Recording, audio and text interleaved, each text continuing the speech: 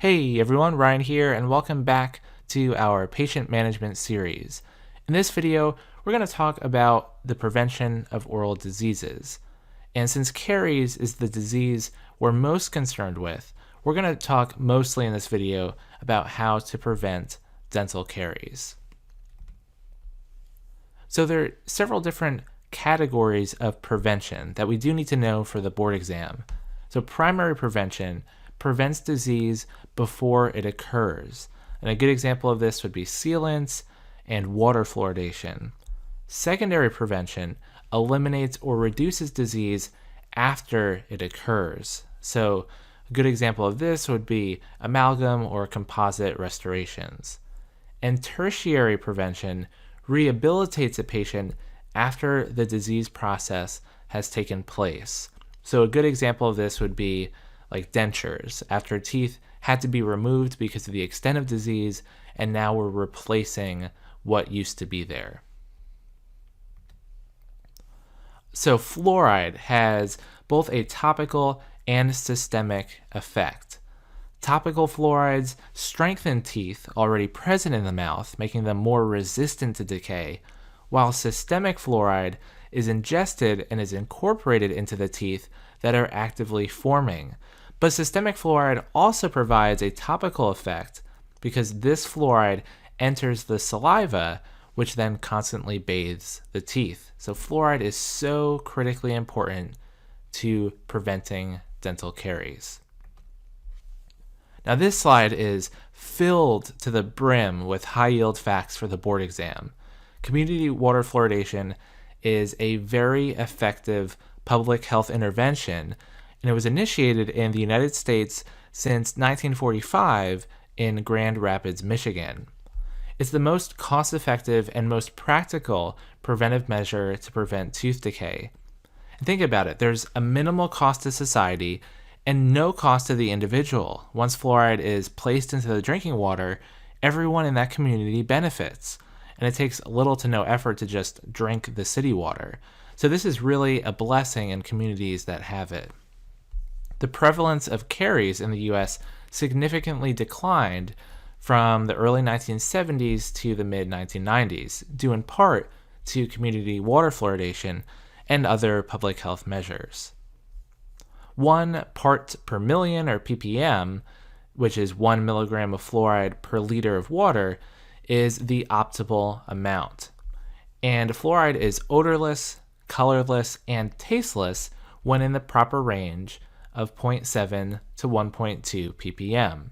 So in other words, it's completely imperceptible when in the proper range.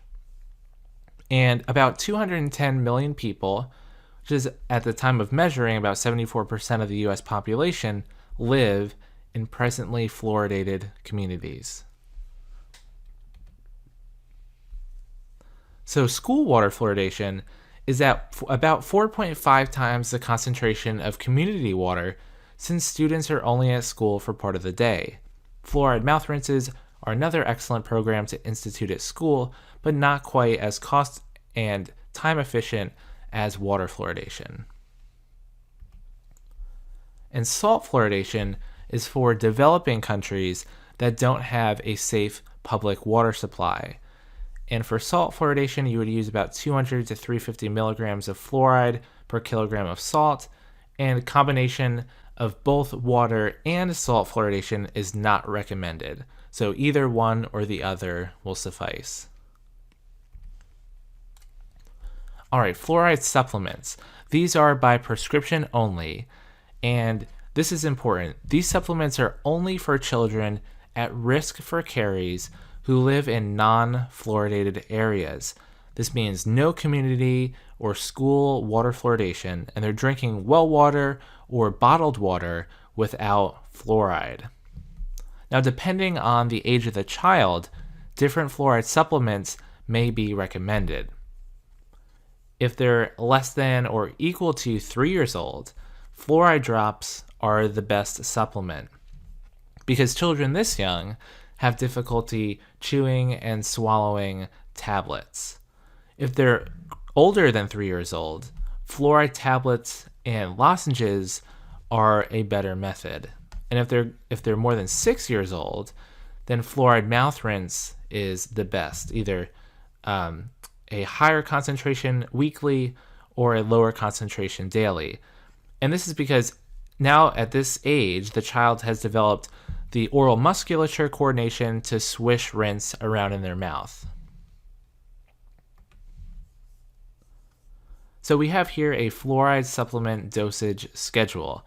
Now this chart has a lot of information, and I've only rarely seen information asked on the board exam directly from this table, but I have seen questions come from it, so I had to include it.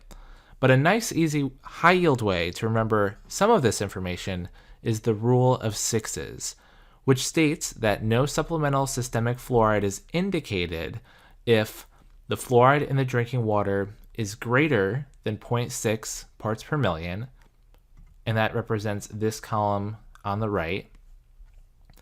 If no supplemental systemic fluoride is indicated if the patient is less than 6 months old, which is the top column, or if the patient is greater than 16 years old, which would be underneath the chart here. It would be an imaginary column if the ages continued past 16 years. So 0.6, 6, and 16, hence why it's called the rule of sixes, is showing that section of the population that doesn't need supplemental systemic fluoride. So nice, high-yield way, easy to memorize that information. All right, next let's talk about topical fluoride. So these agents have been clinically proven to reduce dental caries, and they're best for smooth surfaces. So think like facial surfaces of all the teeth, lingual surfaces, and this is not talking about the occlusal surfaces. So topical fluoride can also help with root caries and ECC, which we talked about in the last video, early childhood caries. Varnish is adhesive and maximizes fluoride tooth contact with about 5% fluoride. That's what we see in the bottom left. And then acidulated phosphate fluoride, or APF gel, which is in the bottom right, has a pH of about 3 and is 1.23% fluoride. So APF gel temporarily and gently demineralizes enamel in a controlled way. So it does demineralize the enamel, but that is so that it can remineralize it with these fluoride ions directly applied to the teeth that are located within the gel. So either or, varnish is clinically proven as the best method, but APF gel is also very nice. Stannous fluoride has the benefit of being a fluoride delivery agent, but it also has an antimicrobial effect. And that's because it has this chemical reaction where you have a dissociated tin ion that helps battle the bacteria. But the problem is it has a really bad taste, and it also can cause yellow-brown tooth staining, similar to what you might see with a chlorhexidine rinse. Okay, now we have to talk about fluoride toxicity, and a good way to remember these numbers is by the rule of fives. So we had the rule of sixes with fluoride, now we have the rule of fives.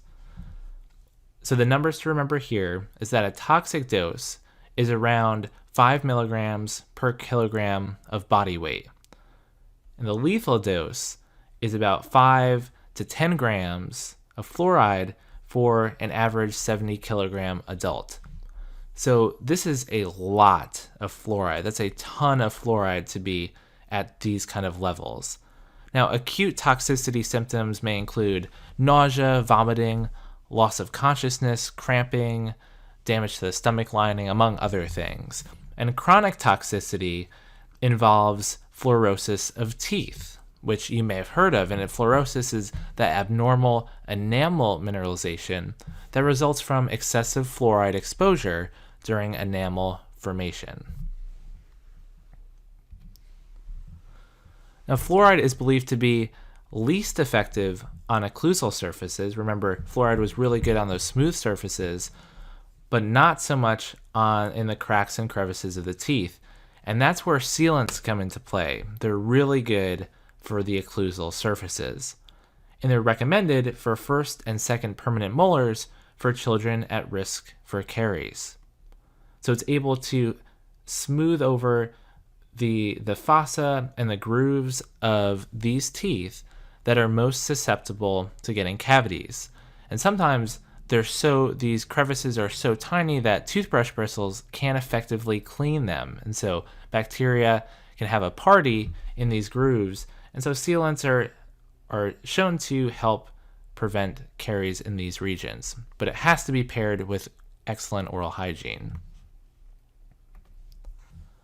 Mouth guards, now we're not talking about caries here, but they are a great preventative tool. And mouth guards are not the most comfortable, but wow, they're helpful to prevent possible injury to the teeth. They're made for athletes to prevent tooth trauma, and protruding upper incisors are especially vulnerable to trauma. So those kids with class 2 kids with really protrusive incisors are at a higher risk for tooth trauma, especially if they're very active. So any sport you can think of, basketball, football, you name it, everyone should be absolutely wearing a mouth guard to protect their teeth. All right, so health education, we'll talk about this just briefly here. Health literacy is the capacity at which individuals obtain, process, and understand basic health information and services. So there's this discrepancy between the terms that dentists may use day to day and the terms that the public is exposed to day to day. And it's up to the dentist to bridge the gap between those two worlds, and that's where health literacy comes into play. But education alone cannot function as a method to prevent disease. In fact, studies show that behavioral modification is much more effective than patient education to increase compliance with dental care. So focus on motivational interviewing and all the things we talked about in the health behavior change video for more effective disease prevention. But if we were to talk about dental education, which is absolutely critical, and oral health and oral hygiene instruction should be occurring at every dental exam paired with behavior change. So dental education, if we're talking about toothbrushing, the patient should know that dental plaque is the main cause of both caries and periodontal disease, and children under 6 years should be supervised when brushing with fluoride toothpaste. Flossing does not prevent tooth decay, but may be helpful for gingival health. Now, I might disagree with this just a little bit. I think it does help for interproximal caries, but there are no studies to show that because nobody really wants to fund a giant flossing study. But anecdotally, I do think it helps prevent tooth decay, but for the board exam, definitely know that flossing is helpful for gingival health. And lastly, diet is another thing we should be talking to about patients. The frequency of sugar consumption is more important than the amount of sugar consumption. And this goes back to the pH in the mouth, and every time we eat, our pH drops. So this has to do with, there's a curve that I talk about in, I have a Science of Cavities video series. This is the Stefan curve. And so that's where frequency of sugar consumption comes into more significance than the amount. And so other important factors with diet, are they eating these sugary foods during the day, or is it immediately before they go to bed? And the length of time that sticky residual food material remains in the mouth is also important. Alright, so that's it for this video. Thank you so much for watching, everyone. If you're interested in supporting my channel, please check out my Patreon page. A huge thank you to Michael Raja, Ian Delau, David Jaden, Yanet, and all of my patrons for their support. You can unlock extras like access to these video slides if you want to take notes on them, and practice questions for the board exam, so go check those out. The link is in the description. Thanks again for watching, everyone. I'll see you in the next video.